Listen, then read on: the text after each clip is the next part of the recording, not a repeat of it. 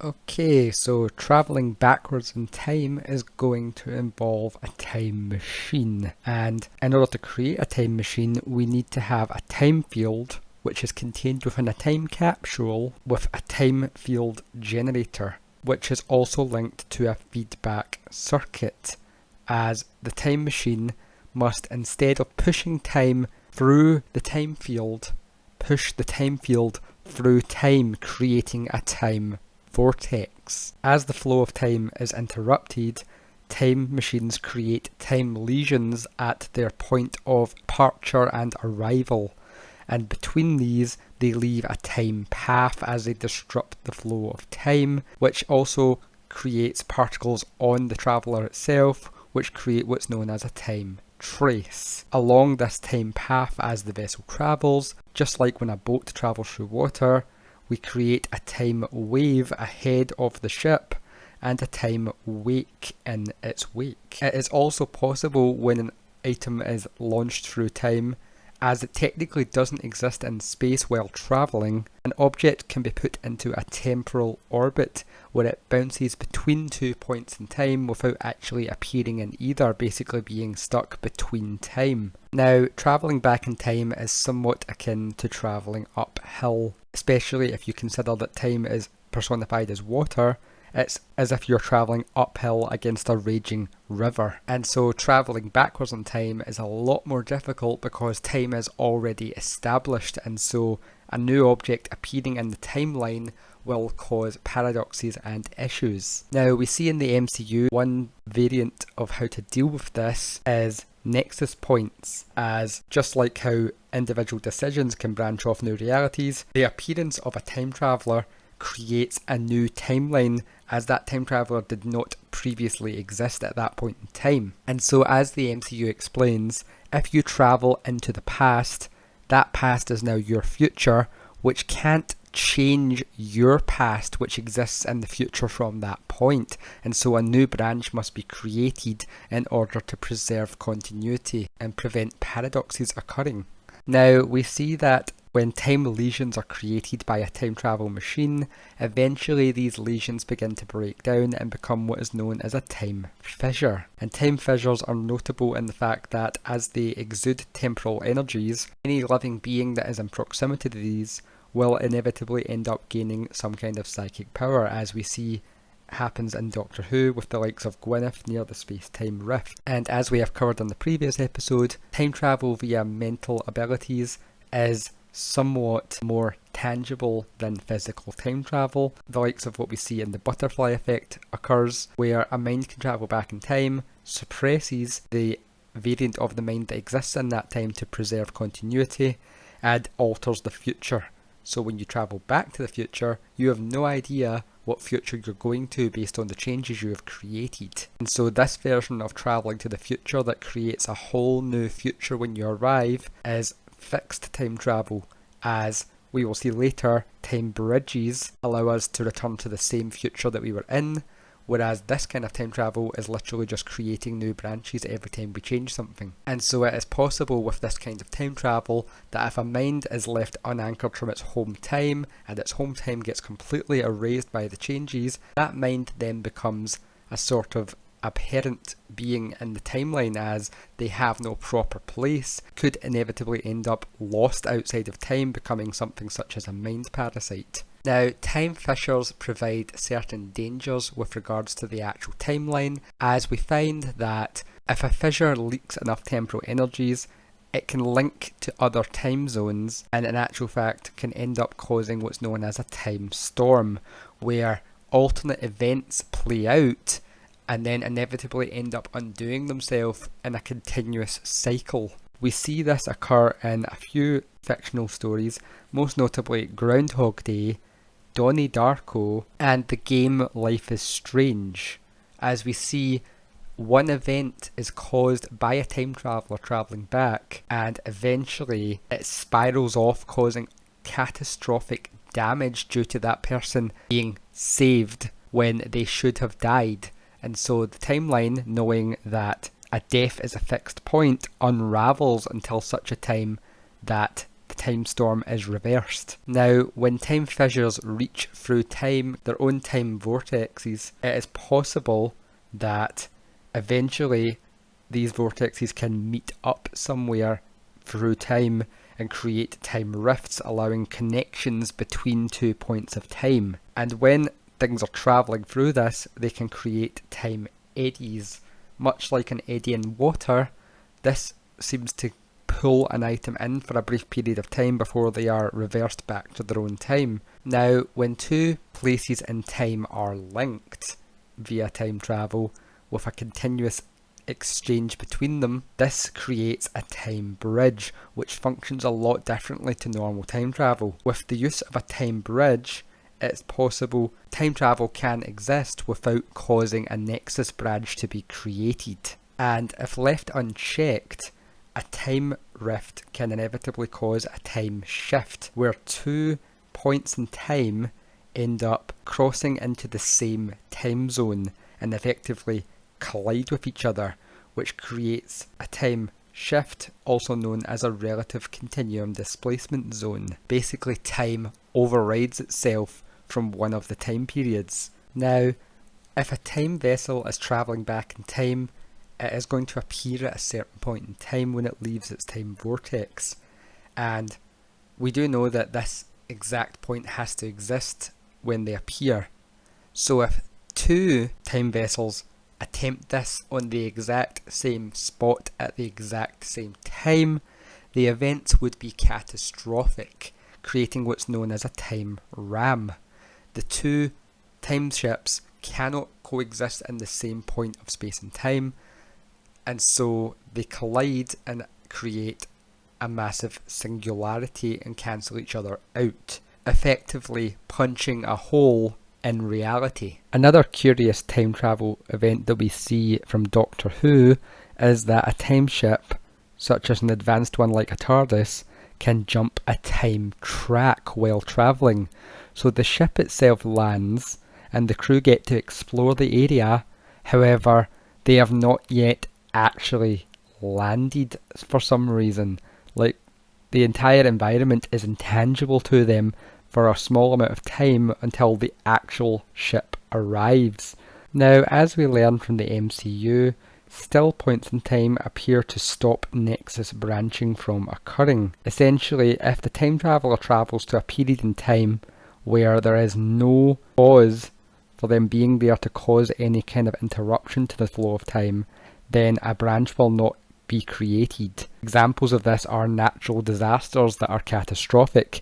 Despite the fact that the traveller is there, nothing they do is going to stop or affect what's happening. Similarly, we also see that when Loki survived Thanos in one timeline, he went and hid alone at the ends of the universe for ages, but only created a branch once he decided to stray out of that location and meet up with other beings. Now, the logic that we saw for the time ram appears to apply in most fiction if the time traveller goes back in time and meets their past self. As we see, the same entity cannot coexist with itself, as it causes a massive paradox to occur, which, if we go from Doctor Who logic, I'm going to name the Blinovich paradox. We see this in the film Almanac, where when a being comes into contact with their past self, the past self begins to glitch and twitch and break down because they should not be there,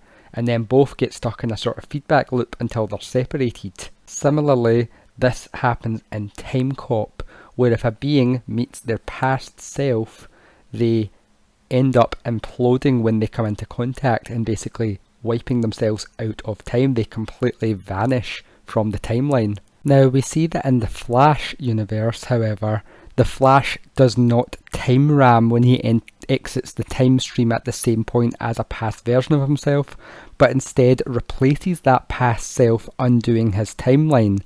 And this would appear to be because the Flash universe works under the logic of a time bridge, where when the Flash is travelling across time, there is constantly a time bridge kept open by the Speed Force connecting the two time zones. However, we do also see there is instances where when Barry travels back on his own timeline, he in fact is able to interact with a past version of himself in a timeline he visits without any negative repercussions, most likely because a time bridge is active by his own presence. And so the only reason why I believe that Doctor Who is the exception to this rule in fiction is because of the TARDIS itself being a much more advanced time travel machine, as we do see that in one specific circumstance there is a cancelling out of energies that happens when the two beings touch, but they don't die, and so it would make sense that the TARDIS itself shields the travellers to prevent such a fate as them being erased from time. Now, travelling back via a time bridge allows you to coexist with your past without it negatively affecting you in the ways that we have seen with the Blinovitch paradox. However, certain other issues arise because of the linked nature of the time bridge. Most notably, we see this with Marty in Back to the Future, as altering his past to the point where he no longer gets created as a being causes time fading, where he begins to fade out of reality, as the time warp travels up the timeline gradually, causing him to disappear over time as the effects take hold. And we see this is also how time appears to similarly work in the Flash universe, as when Barry goes back and changes time, the universe that he leaves behind is no longer there when he returns to the future, but is instead a completely different universe which he has created as a utopia. However, he still has his memories of the old universe, much like Marty does, but over time, as the universe begins to solidify, he begins to lose those memories of the previous universe. And another interesting example we get for this type of time travel is from Looper, as we do see when the assassins go back in time, if the younger version of the being is being hurt in any way, the effects appear to take hold in real time on the older version, such as when a hand is chopped off, if suddenly the future version has no hand because the past version has been maimed. And now, on the subject of Back to the Future and Marty nearly causing himself not to exist, we'll look at the most infamous of time travel paradoxes, the grandfather paradox. What happens when you kill your ancestor? Well, in the non-time bridge time travel, a new branch is created. However, with time bridge travel, we are presented with an interesting conundrum here. If you kill your grandfather, you are not born. So you do not travel back in time, so your grandfather is not killed.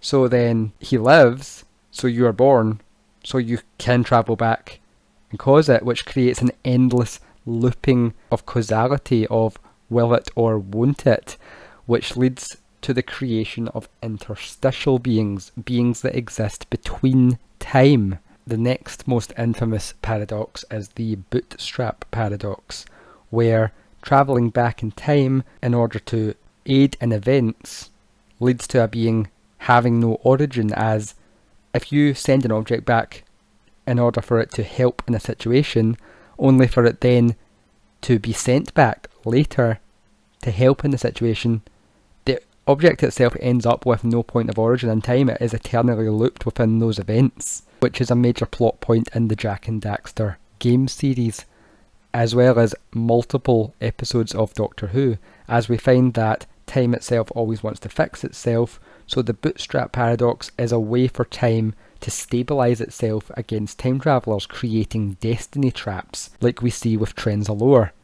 The Battle of Trenzalore had beings travelling back to stop the Doctor from reaching Trenzalore after he reached Trenzalore, so we know that he has to reach it. So their attempts to stop him inevitably lead him to it, which is also the predestination paradox, our third of the four major paradoxes, becoming part of events by trying to change the events. Now, the Flash universe also reveals to us the existence of what's known as a time remnant, where a being who was erased from time exists in a previous point in time, in the future from when he was erased. So, just like with the MCU logic, that past exists in the future. So we can't undo that from happening. He has to be there. And we see that by trying to detain him from moving on to travel back causes the universe to become unstable, because that fixed tiny point of time has to exist in order for him to create the timeline that they are in. Which leads us on to the logic of absolute points in time. Things that must happen, such as how fixed points exist. Absolute points revolve around time travelers themselves, as we see in What If with Doctor Strange.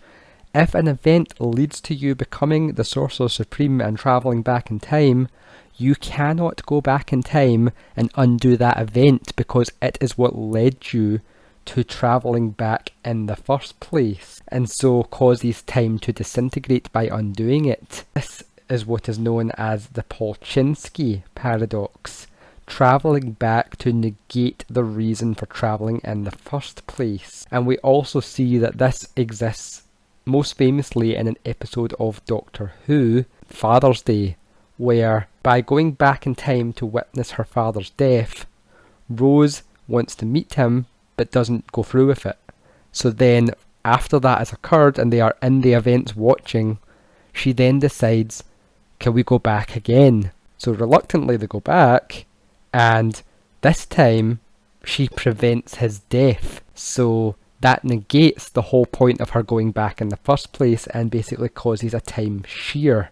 Time breaks off from the timeline because the events that led here shouldn't exist. So chronivores are summoned to devour the timeline. Now, the other major paradox, which I'm going to call the Adams paradox, is what we see in the Adam Project, which is the first instance I think I've ever actually seen of this in relation to time travel. Deaths are absolute points. So if somebody time travels out of their timeline and dies outside of their timeline of where they are meant to be in time, what happens? Because they aren't meant to die there. And so we see that they appear to dissolve into some form of particles, and it's never really elaborated on, it's just said to be messy. So we don't actually know what's happening here, but it appears that these beings are in some way being removed from the timeline on their death because their body shouldn't be there, possibly becoming interdimensional beings such as chronivores or interstitials. Now, one interesting point we get about time travelling and altering the histories is that time is never truly the same after you try and rectify what you changed, as notably seen with the Flashpoint in Flash. After the Flash creates his new universe and begins to forget, he then travels back to undo the change, creating a Polchinski paradox of some kind. However, it does not erase him from the timeline. And so we see that this creates a time schism, as these two timelines now both exist in the same timeline, in a sense, as certain aspects of both timelines now coexist in one, which we also see occur in the Marvel comics with regards to the Age of Ultron, as by travelling back to destroy Ultron's creator to prevent the terrible future that he creates, they inadvertently create a worse future, so they travel back and kill themselves to stop the past selves from creating the worse future. And the end point of this leads to time schisming and opens a rift and creates connections between parallel realities. So it appears in a time schism, altering the integrity of the timeline causes alternate realities to collapse in on each other, creating new timelines. Now, we see from Doctor Who that the repeated attempts to alter time causes time to fight back, and if time can't fight back enough due to multiple changes occurring, time begins to set itself basically in stone and crystallise to defend itself, creating time locks, basically areas of time where a time traveller cannot get to via time travel. It's physically impossible for them to enter it. The only way to be there is if you park your time machine outside of that time zone and wait until you physically age into that area. And this creates Contron crystals, time particles of stability, the opposite of tachyons, as This is fixed time. There is no possible way to alter this anymore. And so finally we find that while the ring of time for each universe branches off infinitely as time is either decided by living beings or affected by time travelers, we find that such entities such as the One Who Remains are able to create what is known as a sacred timeline by taking the alternate timelines and basically weaving them together through the temporal loom, creating one single fixed timeline using bits and pieces from all other timelines. Through his enforcers, the TVA, this is enforced via the pruning of timelines, where they use technology to prevent any branch being created which branches off far enough in order to allow the existence of another variant of himself to be born. This essentially isolates a sacred timeline from the rest of the wider megaverse. However, once the loom no longer exists and the One Who Remains is no longer around, time will begin to branch again, as the universal cycle, much like the cycle of time, will inevitably want to occur, and so gradually this will bring in incursions and potentially conflicts with other xenoverses.